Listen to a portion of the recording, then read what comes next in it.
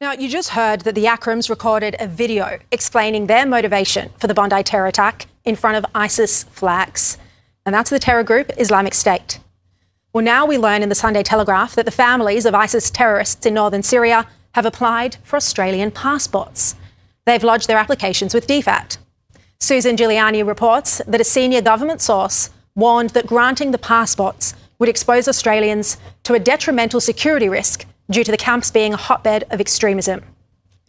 Now, this is a matter of extreme importance. It's firmly in the public interest.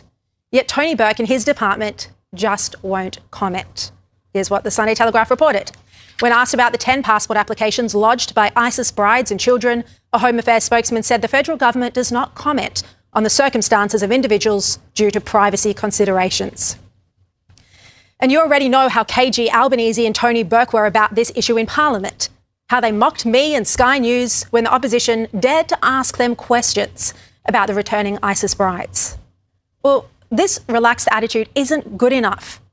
We need to be very clear. These people travelled overseas to join Islamic State, not just to join it, but some of them to fight for Islamic State. Why? Why, in the wake of Bondi, should Australia allow these people into our country? It's disgraceful. The opposition is ramping up pressure on the Albanese government to block a group of ISIS brides trying to return to Australia. Let's go live to Josh Martin in Parliament House. Hello, Josh. 11 families have been turned back as they tried to make their way out of Syria. Good afternoon, and that hold-up was due to a paperwork issue with the Syrian government in Damascus. Representatives of the family say the trip isn't cancelled but merely postponed. On Monday, Syrian Kurdish forces released 34 Australian women and children from the Al-Roj camp. The tents hold 2,000 Islamic State-affiliated families from 40 countries. The Australian ISIS brides were handed over to families, and 50 kilometres into that trip, they were sent back to the camp. The Albanese government insists it will not repatriate people from Syria, though security agencies are monitoring the situation, and the cohort will be prosecuted for any crimes committed when they return to Australia. The opposition, though, wants the Home Affairs Minister Tony Burke to hand down temporary exclusion orders to block their return for 2 years. The Nightly is reporting that leading Muslim Sydney doctor Jamal Rifi is on the ground coordinating. This is a very concerning development when, of course, Dr Jamal Rifi is also the head of the group called Friends of Burke, an organisation set up to fundraise and support the re-election of Tony Burke, the Home Affairs Minister, who will be deciding on these cases. These are not the kind of people we want here in this country. We monitor all of these issues, but we are not repatriating these people. Will you use, for example, the opposition's suggestion of a temporary exclusion order? Well, what we will do on national security issues is we deal with it appropriately upon advice. And once the administrative issues with the Syrian government are sorted, the ISIS bride's journey is expected to commence once again. Josh Martin with the latest from Canberra. Thank you, Josh. Dozens of ISIS brides and their children who are Australian citizens will make a second attempt to leave Syria in the coming hours after they were turned around by officials due to a technical issue. John Paul Gonzo has more on this. JP, the federal government insists it is not helping with repatriation efforts. And the Prime Minister is distancing himself from this news, asserting that his government hasn't provided any assistance to bring these 34 Australian citizens home. Vision from Syria shows this group of women and children who are relatives of Islamic State fighters boarding vans, leaving the heavily guarded camp where they have spent years. They were making their way from northeast Syria to Damascus to fly on to Australia, but shortly after leaving the camp, they turned around and went back due to technical problems between the families of those released and the Damascus government. Syrian officials say that is purely a procedural issue and it's expected to be resolved later today. There is still no confirmation yet on when these women and children will actually get out of Syria and make it to Australia, but Anthony Albanese insists the federal government isn't helping. My mother would have said, if you make your bed, you lie in it. These are people who went overseas supporting Islamic State. We have a very firm view that we won't be providing assistance or repatriation. It is a view shared across the political spectrum. The opposition is demanding the government uses something called a temporary exclusion order, which is a legal mechanism to prevent Australian citizens from re-entering the country for up to 2 years if there are national security concerns about them. The fate of Australians detained in camps for people linked to IS has been uncertain for many years, particularly since the fall of the Assad regime in late 2024. On Monday morning local time, 11 women and 23 children in the Al-Roj camp were bundled into waiting vans which had been organised by their families, hoping to begin their long journey home. The ABC has been told Australian passports had been issued for the group, although that has not been confirmed by Australian authorities. The group of 34 left Al-Roj under the escort of Kurdish security forces who control the area around the camp. But soon after, they received a message from Syrian government authorities that they wouldn't be allowed to continue because their travel had not been coordinated, and the convoy turned around. There are two camps in Syria where IS families have been detained, Al-Hol and Al-Roj. Al-Roj is close to the Turkish and Iraqi borders and remains under Kurdish control, and that's where it's believed the majority of the Australians in Syria have been living. There's even references over the years to one part of the camp being called Australia Street. The area around Al-Hol, further south, is in an area under Syrian government control, with authorities reportedly wanting to shut it down. It's a long drive from Al-Roj to Damascus, more than 10 hours on the road, and the Australian families are expected to try again. The Australian government was quick to insist it is not involved in any repatriation mission. The Home Affairs Minister Tony Burke's office denying any involvement, and also saying that security agencies are monitoring the situation in Syria so that they are ready should any Australians try to return home, adding that any who have committed offences will face the full force of Australian law once they return to the country. The Australian government is, however, under an obligation to provide things such as passports to Australian citizens, and that has prompted demands for answers from the federal opposition, wanting to know exactly what the government knows about this group, what support has been provided, and what the assessment is of security agencies, whether or not they pose a threat to the community given a prolonged exposure to Islamic State ideology. We know that there have been repatriations in the past, back in 2019 and 2022, and last year a group of Australians made their way back to Australia from Syria under their own initiative there. Humanitarian organisations have long insisted that Australia and other countries have a responsibility to bring their citizens home from these camps in Syria. A large group of ISIS brides and their children have been turned around in Syria after beginning their journey back to Australia. According to one official, though, the mission has been postponed, not cancelled. The government says it will not be helping them in their return. Joining us live this morning is the National Senator Matt Canavan. Good to see you this morning, Matt. So let's start off with your thoughts on this. Should those women and children be allowed back into Australia?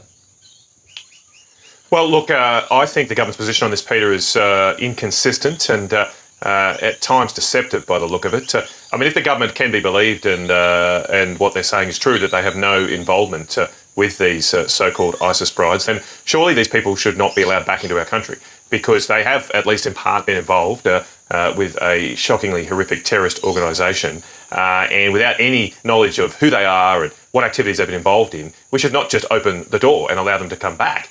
And so if the government's not involved in this, then the ISIS brides should not come back. But of course, we have seen that the government has been a little bit more involved and it's let on. And I think it's about time the Labor Party comes clean with the Australian people about exactly what their involvement is here. As I say, I don't think these people should come back to our country given their involvement in a terrorist organisation. But at the very least, they should definitely not be coming back if we have no involvement in their return. Well, this happened last time, did it not, where the government tried to distance itself by using a specific set of words, but then it turned out that they did have a little more involvement that was initially made public, right?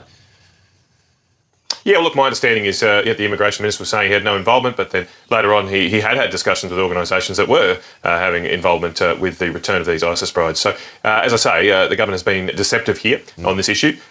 Given what we've seen over Christmas, the horrific attacks at Bondi, we must have very stringent vetting procedures for anyone that arrives in this country with a return, especially when they're returning from terrorist hotspots in the Middle East. My concern here is that the government is not doing that proper vetting. They seem to shirk at any attempt to impose a character test on those arriving to our country as some sort of form of racism. But what I'm interested in making sure is that the Australian people are protected and kept safe, and that has to be our paramount consideration.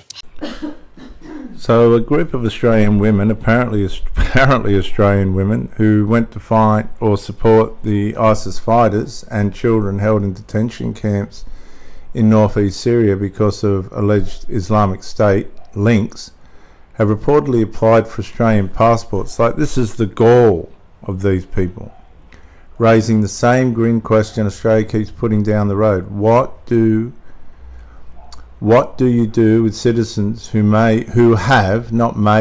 definitely have supported a terrorist group, and their kids who didn't choose any of it? Recent reporting says 11 families, 34 people, attempted to begin a journey out of Al-Roj, the Al-Roj camp, but were turned back for procedural reasons, while the Australian government says it will not assist with repatriation.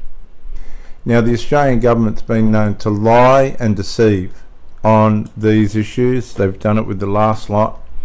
So let's just look at an outline I've made. Number one, what the story is claiming. The claim: women described in Australian media as ISIS brides and their children in northeast Syria have submitted passport applications as a pathway to return to Australia. Well, that's convenient. Number two, the context. These families have been living in Syrian camps since ISIS lost territorial control in 2019. Now, number two, where they are and what happened this week. Reporting says 11 families, 34 people, left the Al-Roj camp attempting to start a trip towards return to Australia, but were forced to turn back after Syrian authorities stopped the departure due to procedural security issues. Point number three, Australia's official position, as publicly stated. Prime Minister Anthony Albanese, who can't be trusted on this issue, has said the government will not provide assistance or repatriation, and that anyone who returns and has broken Australian law should expect investigation and prosecution. But this can't be believed. Albanese's gaslighting us, as far as I'm concerned, because they led in the last lot of ISIS brides. Government language leans heavily on security risk framing, while noting the basic legal reality: Australian citizens can generally return and then face the legal consequences if applicable. Number four, the legal and policy tension behind the headlines: citizen versus security.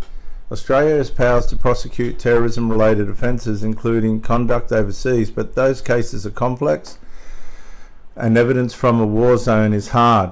Courts and duty to repatriate.